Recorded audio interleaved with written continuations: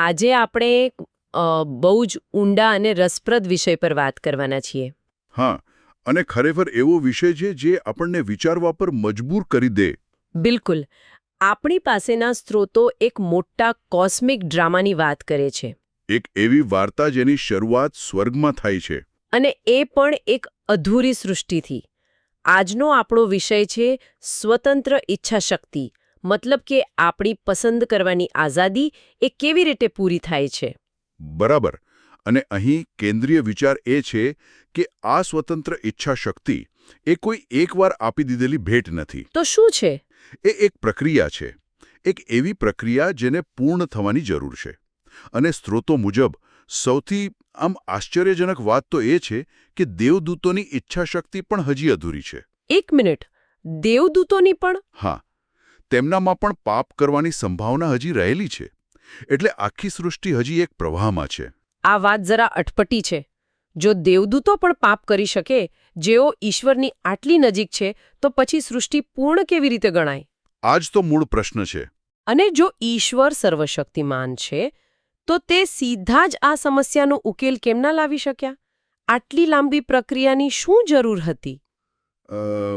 કારણ કે જો ઈશ્વર બળજબરીથી કંઈ સાબિત કરવા માંગતા નથી. સ્ત્રોત સમજાવે છે કે તેઓ પોતાના પ્રેમ અને ન્યાયને આખી સૃષ્ટિ સમક્ષ પ્રદર્શિત કરવા માંગે છે. પુરાવા સાથે. બરાબર. ખાસ કરીને શૈતાનના બળવા પછી દેવદૂતોના મનમાં જે શંકાઓ ઊભી થઈ છે, તેનો જવાબ માત્ર શબ્દોથી નહીં પણ નક્કર પુરાવા સાથે આપવો જરૂરી હતો. એટલે આ એક પ્રકારનો કોસ્મિક કોર્ટરૂમ કેસ જેવું થયું, ખરું ને? જ્યાં ઈશ્વરે પોતાના નિયમોની યોગ્યતા સાબિત કરવાની છે. તમે બિલકુલ એવું કહી શકો. અને આ કેસમાં સૌથી મોટો પુરાવો શું છે? ઈશ્વરની આજ્ઞાઓની સત્યતા. હા. કારણ કે શૈતાનનો આરોપ તો એ જ હતો. હા, કે ઈશ્વરની આજ્ઞાઓ અન્યાયી છે અને તેનું પાલન કરવું અશક્ય છે. અને આ આરોપને ખોટો સાબિત કરવા માટે આદમની રચના કરવામાં આવી.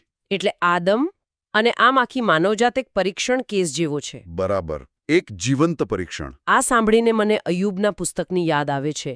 ત્યાં પણ શૈતાને એવો જ દાવો કરેલો. બિલકુલ એ જ તર્ક છે. શૈતાને કહ્યું કે અય્યુબ તો ઈશ્વરને એટલા માટે ભજે છે કારણ કે ઈશ્વરે એને બધું આપ્યું છે. જો એ બધું છીનવી લેવામાં આવે તો તે ઈશ્વરને શાપ આપશે.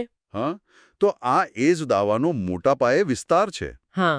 અને એટલે જ આજ્ઞાઓનું પાલન કરવું કેન્દ્રમાં છે.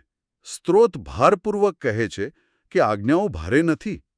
જીવો પોતાની લાલચ અને સ્વાર્થી પસંદગીઓને કારણે જ તેનું ઉલ્લંઘન કરે છે. અને જ્યારે દેવદૂતો આ બધું જોઈને, સમજીને ઈશ્વરના પ્રેમ અને ન્યાય વિશે નિશ્શંક થઈ જશે, ત્યારે જ તેમનામાંથી પાપની સંભાવનાનો હંમેશ માટે નાશ થશે. તે ક્ષણે સૃષ્ટિ પૂર્ણ થશે અને સાચો વિશ્રામ સ્થાપિત થશે. પણ ત્યાં સુધી પહોંચવા માટે તમે કહ્યું કે એક મહત્વપૂર્ણ અધ્યાય સમજવો જરૂરી છે. હા, અને તે છે ક્રોસ. ચાલો, તો એના પર આવીએ. જો દેવદૂતોની ઈચ્છાશક્તિ અધૂરી છે અને મનુષ્યો એક પરીક્ષણ કેસ છે, તો આખી યોજનામાં ક્રોસની ભૂમિકા ક્યાંથી આવી? ક્રોસ આખી યોજનાનું કેન્દ્રબિંદુ છે. એ માત્ર પાપોની માફી માટે નથી, એનાથી ઘણું વધારે છે. શું છે? એ ઈશ્વરમાં પ્રેમનું અંતિમ અને સૌથી શક્તિશાળી પ્રદર્શન છે. જ્યારે આદમ એટલે કે માનવજાત ક્રોસ પર પ્રગટ થયેલા એ નિસ્વાર્થ પ્રેમને સમજે છે, ત્યારે તેના હૃદયમાં પરિવર્તન આવે છે. અને એ ડરથી નહીં પણ પ્રેમથી આજ્ઞાનું પાલન કરવાનું શરૂ કરે છે. બરાબર. અને આ પ્રેમ જ તેને એવી શક્તિ આપે છે કે તે મૃત્યુનો સામનો કરવા પણ તૈયાર થઈ જાય છે. અને આ એ જ લોકો છે જેમને સ્ત્રોતમાં શહીદ, સાક્ષીઓ કહ્યા છે, ખરું? હા, માર્ટર વિટનેસીસ. પણ અહીં સાક્ષી શબ્દ પર ધ્યાન આપવું જરૂરી છે. કાયદાકીય અર્થમાં. બરાબર. જેમ કોર્ટમાં એક સાક્ષી પુરાવા રજૂ કરે છે, એમ આ લોકો પોતાના બલિદાન દ્વારા દેવદૂતો અને સમગ્ર સૃષ્ટિ સમક્ષ જીવંત પુરાવા બને છે. વાહ! આ તો આખી વાતને એક નવા જ સ્તરે લઈ જાય છે. એટલે કે માનવ ઇતિહાસ માત્ર પૃથ્વી પૂરતો નથી. ના, બિલકુલ નહીં. એનું મહત્વ કોસ્મિક સ્તરે છે. એ દેવદૂતોના ભવિષ્યને પણ નક્કી કરે છે. સ્ત્રોતમાં શહીદ સાક્ષીઓ માટે ઘણા નામો છે. ઈશ્વરની પ્રતિમૂર્તિ, પ્રથમ ફળ, રાજા યાજક. શું આ બધા અલગ અલગ જૂથો છે? ના, અને આ એક ખૂબ જ મહત્વનો મુદ્દો છે. આ બધા નામો એક જ જૂથને અલગ અલગ દૃષ્ટિકોણથી વર્ણવે છે. દાખલા તરીકે જેમ કે ઈશ્વરની પ્રતિમૂર્તિ તરીકે તેઓ એ સ્થાન પાછું મેળવે છે જે આદમે ગુમાવ્યું હતું. રાજા યાજક તરીકે તેઓ ભવિષ્યમાં ખ્રિસ્ત સાથે શાસન કરે છે. અને પેલું ઈસુની પત્ની ઈસુની પત્ની એટલે કે બ્રાઇડ એ ખ્રિસ્ત સાથેના એમના અતૂટ પ્રેમ સંબંધને દર્શાવે છે. દરેક નામ એમની ભૂમિકાનું એક પાસું ઉજાગર કરે છે. અને પ્રથમ ફળ વિશે શું? સ્ત્રોતમાં તેને 3 લણણીના તબક્કામાં વહેંચવામાં આવ્યું છે. જે શ્રોતાઓ આ તહેવારોથી કદાચ પરિચિત ન હોય એમના માટે ટૂંકમાં સમજાવશો? ચોક્કસ. પ્રાચીન ઇઝરાયલમાં 3 મુખ્ય લણણીના તહેવારો હતા. પહેલો ફીસ્ટ ઓફ ફર્સ્ટ ફ્રૂટ્સ એ ઈસુ ખ્રિસ્તનું પ્રતીક છે. જેઓ મૃત્યુમાંથી પુનરુત્થાન પામનારાઓમાં પ્રથમ હતા. બરાબર. બીજો પેન્ટેકોસ્ટ એ પવિત્ર આત્મા પામેલા શિષ્યોનું પ્રતીક છે. અને ત્રીજો ત્રીજી અને અંતિમ લણણી ફીસ્ટ ઓફ ટેબરનેકલ્સ પહેલા થતી. સ્ત્રોત આને 1,44,000 શહીદ સાક્ષીઓ સાથે જોડે છે. એ અંતિમ લણણી છે. તો જો હું બરાબર સમજી હોઉં તો જ્યારે આ 1,44,000 લોકોની લણણી પૂરી થાય ત્યારે દેવદૂતો માટે પુરાવો પૂર્ણ થાય છે. એકદમ સાચું. અને એ ક્ષણે એમની બધી શંકાઓ દૂર થઈ જાય છે. એમની સ્વતંત્ર ઈચ્છાશક્તિ પૂર્ણ થાય છે.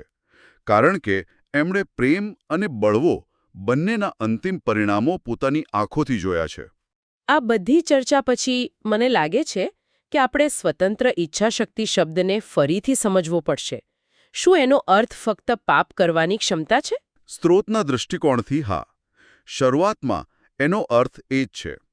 પાપ કરવું કે ન કરવું તે પસંદ કરવાની ક્ષમતા. એટલે ઈશ્વર એવી પરિસ્થિતિ બનાવે છે જ્યાં બંને વિકલ્પો ઉપલબ્ધ હોય. બરાબર. એવી સ્થિતિ નહીં જ્યાં પાપ કરવું અશક્ય હોય કે એવી પણ નહીં જ્યાં પાપ કર્યા વગર છૂટકો જ ન હોય, કારણ કે એ અન્યાયી ગણાય. અહીં એક રસપ્રદ વાત એ પણ છે કે ઈશ્વર કોઈને તેની સહન શક્તિ કરતાં વધુ કઠિન પરીક્ષણમાં નથી નાખતા. હા, અને આ બહુ મહત્વનું છે. પરીક્ષણ હંમેશા સહન કરી શકાય તેવું જ હોય છે. જો પરીક્ષણ અસહ્ય હોય તો પસંદગીની સ્વતંત્રતા રહેતી નથી, અને જો સ્વતંત્રતા ન હોય તો ઈશ્વરનું ન્યાય તૂટી જાય છે. અને પાપનું મૂળ કારણ પોતાની લાલચ ગણાવ્યું છે. હા, ઈશ્વરે જે આપ્યું છે તેનાથી વધુની ઈચ્છા કરવી. એટલે લાલચ જેટલી મોટી, પરીક્ષણ તેટલું જ મુશ્કેલ. અને આ લાલચ પર વિજય મેળવવા માટે ઈશ્વરના પ્રેમની સમજ જરૂરી છે. અને અહીં આપણે ફરીથી એ જ મુદ્દા પર પાછા આવીએ છીએ. આ સમજણ મળે છે ક્રોસ દ્વારા. ક્રોસને સમજવા માટે જોઈએ શાસ્ત્રનું જ્ઞાન, અને શાસ્ત્રને સમજવા માટે પવિત્ર આત્માની કૃપા. આ એક અતૂટ શૃંખલા છે. ચાલો હવે આ ડ્રામાના મુખ્ય વિરોધી એટલે કે હેલેલ, લ્યુસિફર વિશે વાત કરીએ. એની સાથે શું થયું? સ્ત્રોત કહે છે કે એને પૂરતી કૃપા મળી હતી, તો પછી સમસ્યા ક્યાં થઈ? સમસ્યા પસંદગીમાં હતી. એને જે કૃપા મળી હતી એ પાપ ન કરવા માટે પૂરતી હતી, પણ એણે ઈશ્વરની કૃપાને નકારી કાઢી. અને પોતાની લાલચને અનુસરવાનું પસંદ કર્યું. હા, એણે ઈશ્વરને પ્રત્યક્ષ જોયા હતા, છતાં આજ્ઞાનું ઉલ્લંઘન કર્યું. આ બતાવે છે કે માત્ર જ્ઞાન હોવું પૂરતું નથી. અંતે તો બધું પસંદી પર જ આવે છે. આના પરથી એક મોટો પ્રશ્ન ઊભો થાય છે. શૈતાન માટે પસ્તાવો ક્યારે અશક્ય બન્યો? એના માટે પાછા ફરવાનો દરવાજો ક્યારે બંધ થઈ ગયો? સ્ત્રોતમાં આ વિશે 4 અલગ અલગ મંતવ્યો છે. પહેલો, જેને સ્ત્રોત સૌથી વધુ સમર્થન આપે છે, તે એ છે કે જ્યારે તેને નરકમાં એટલે કે હેડીઝમાં કેદ કરવામાં આવ્યો ત્યારે. કેમ? કારણ કે એ ક્ષણે એણે પોતાની ઈચ્છાશક્તિનો અંતિમ અને અફર નિર્ણય લઈ લીધો હતો. અને બીજા મંતવ્યો? બીજો મત છે કે જ્યારે એણે આદમને લલચાવ્યો અને શ્રાપ મળ્યો ત્યારે. ત્રીજો, જ્યારે એણે ઈશ્વરના પુત્રને ક્રોસ પર ચડાવ્યો. અને ચોથો મત એ પણ છે કે કદાચ હજી પણ શક્ય છે. પણ સ્ત્રોત પહેલા વિકલ્પ પર વધુ ભાર મૂકે છે. એવું કેમ? શું નરકમાં કેદ થવું એ એક એવી અંતિમ અવસ્થા છે જ્યાં પસંદગીની શક્યતા જ ખતમ થઈ જાય? હા, કંઈક એવું જ. તર્ક એ છે કે ક્રોસ જેવો પ્રેમનો શક્તિશાળી પુરાવો જોયા પછી પણ જો કોઈનું હૃદય ન બદલાય અને તે ઈશ્વરનો વિરોધ કરવાનું ચાલુ રાખે, તો પછી બીજું શું તેને બદલી શકે? એ દર્શાવે છે કે તેણે પોતાનો માર્ગ નિશ્ચિતપણે પસંદ કરી લીધો છે. તો આ સમગ્ર ચર્ચાનો સાર એ છે કે કોઈ પણ જીવ, ભલે તે મનુષ્ય હોય કે દેવદૂત, પોતાની શક્તિથી ઈશ્વરને પ્રેમ નથી કરી શકતો. બિલકુલ. આ સમજવું ખૂબ જ જરૂરી છે. પ્રેમ અને આજ્ઞાપાલન માટે ઈશ્વરની કૃપા અને તેમના પ્રેમની સમજ અનિવાર્ય છે. અને આ જીવંત પ્રેમ ફક્ત ક્રોસ દ્વારા જ જીવો સુધી પહોંચે છે. એટલે ક્રોસ માત્ર એક ઐતિહાસિક ઘટના નથી, પણ એક જીવન શક્તિ છે. હા, જેના દ્વારા જીવોની સ્વતંત્ર ઈચ્છાશક્તિ પૂર્ણ થાય છે અને તેઓ અનંત જીવન પ્રાપ્ત કરે છે. આ દ્રષ્ટિકોણ સમજાયો, પણ શું આનો અર્થ એ નથી કે ઈશ્વરની યોજના શૈતાનની ક્રિયાઓ પર નિર્ભર હતી? આ સારો મુદ્દો છે. સ્ત્રોત એમ નથી કહેતો કે યોજના નિર્ભર હતી, પણ એવું સૂચવે છે કે ઈશ્વરે શૈતાનના બળવાનનો ઉપયોગ પોતાની યોજનાને આગળ વધારવા માટે કર્યો. એ કેવી રીતે? તેની લાલચોને કારણે જેઓ ઈશ્વરને સાચે જ પ્રેમ કરે છે, તેઓ પરીક્ષણમાંથી પસાર થઈને વધુ મજબૂત બને છે. અને જેવો સ્વાર્થી છે તેઓ ઝડપથી દૂર થઈ જાય છે. બરાબર. સ્ત્રોત કહે છે કે આનાથી ઘઉં અને કડવા દાણાને અલગ પાડવાની પ્રક્રિયા ઝડપી બને છે. અને આખી પ્રક્રિયાનો અંતિમ તબક્કો, જ્યાં દેવદૂતો આ બધું જુએ છે, તે ખરેખર પ્રભાવશાળી છે. હા, એ આખા ડ્રામાનો ક્લાઇમેક્સ છે. એક ક્ષણ માટે વિચારો, જ્યારે પશુ જેવા પાપી મનુષ્યો, જેઓ પહેલાં પોતાની વાસનામાં જીવતા હતા, તેઓ ક્રોસના પ્રેમથી એટલા પ્રેરાય છે કે તેઓ ઈશ્વરની પ્રતિમૂર્તિમાં પરિવર્તિત થઈ જાય છે. અને તેમના માટે પોતાનો જીવ આપી દે છે. ત્યારે દેવદૂતો આ જુએ છે અને તેઓ સમજે છે. શું સમજે છે? પહેલું, કે ઈશ્વરની આજ્ઞાનું પાલન કરવું શક્ય છે. બીજું, કે જેઓ પાપ કરે છે તેઓ પોતાની પસંદગીથી કરે છે. અને ત્રીજું, કે ઈશ્વરનો ન્યાય અને પ્રેમ સંપૂર્ણ છે. અને આ જ્ઞાનથી તેમની પોતાની સ્વતંત્ર ઈચ્છાશક્તિ પૂર્ણ થાય છે. અને સમગ્ર સૃષ્ટિમાંથી પાપની સંભાવના કાયમ માટે દૂર થઈ જાય છે.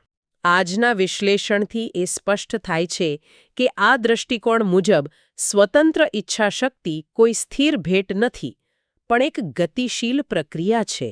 જેને ક્રોસ પર પ્રગટ થયેલા ઈશ્વરના પ્રેમ દ્વારા પૂર્ણ કરવામાં આવે છે, મનુષ્યોની સાક્ષી દ્વારા માન્ય કરવામાં આવે છે, અને આખરે તે સમગ્ર સૃષ્ટિને અનંત સ્થિરતાની સ્થિતિમાં લાવે છે. બરાબર.